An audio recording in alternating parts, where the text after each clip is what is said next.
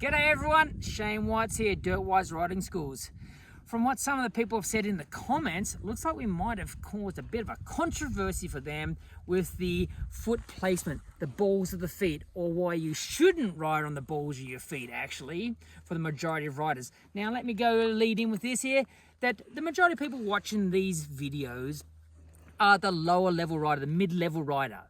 Right, so they don't have the skills, they don't have the confidence, they don't have the execution. For them riders to go ahead and ride on the balls of the feet is a big safety issue.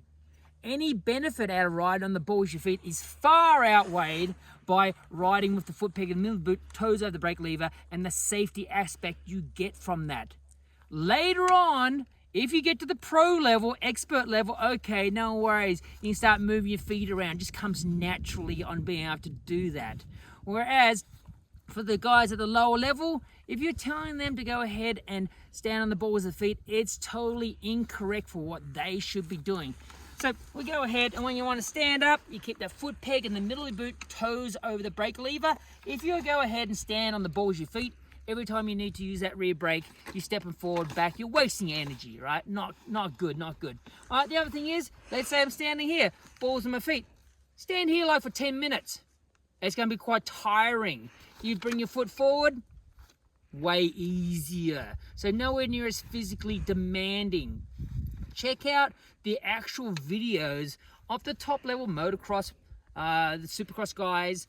You'll see that even those guys, even though we have these instructors, so-called instructors on the interwebs who are cocking on about stand on the balls of your feet. You watch those top pro level riders, about 50% of the time, they are standing balls of the feet. Otherwise, how do they use their rear brake? They can't, right? So it's just ludicrous how people, it's the hot topic nowadays. Balls of your feet, balls, it's bullshit. That's what it is.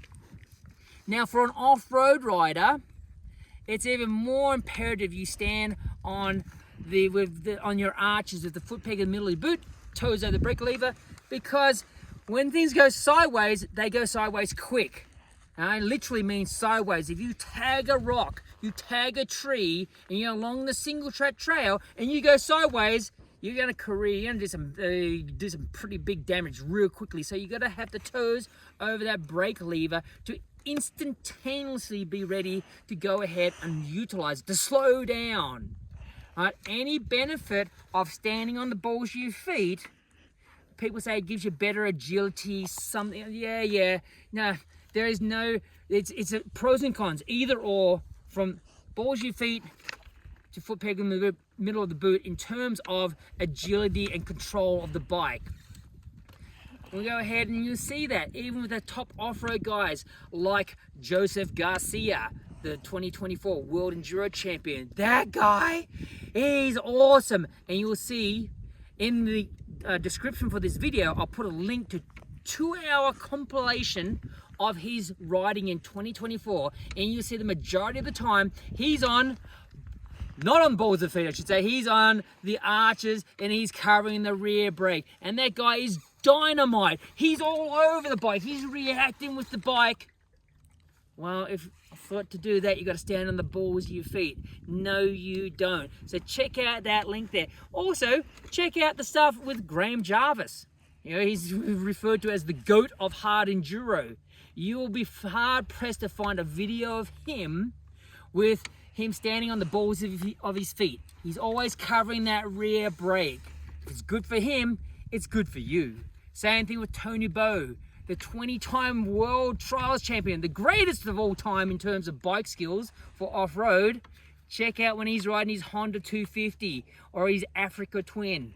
Foot peg is in the middle of the boot every single time. For you dual sport riders, adventure bike riders, check out all the Dakar races. You see them when they're ripping across the dares, foot peg in the middle of the boot, toes over the brake lever, because at that high speed, 150 k's an hour, 100 miles an hour, shit happens quick. So they got to be ready to utilize that rear brake.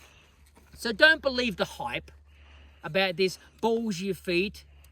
It's balls, that's really what it is, maybe. It's bullshit. Right? So go ahead and for the majority of the time, especially for the most of you guys who are tuning in here, lower level riders, novice, beginner, intermediate, go ahead and ride predominantly with the foot peg in the middle of the boot, toes over the brake lever. That is what's going to work best for you.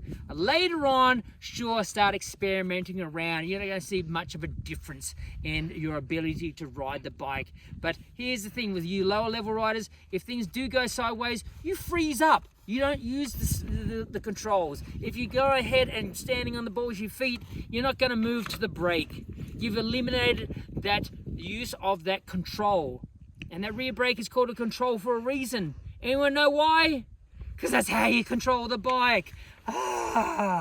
Anyhow, rant over on that one. No doubt this might rub some of you guys the wrong way, but here's the thing. You've been hearing about balls of your feet so much. Been the big hype about it. Actually watch the footage. Watch the video of the top guys and you'll see that it's wrong. It's definitely not as, it's overplayed for how much people say. It's like revolutionary. It's defining on how you need to ride the bike. It has to be balls of the feet. No, it's not.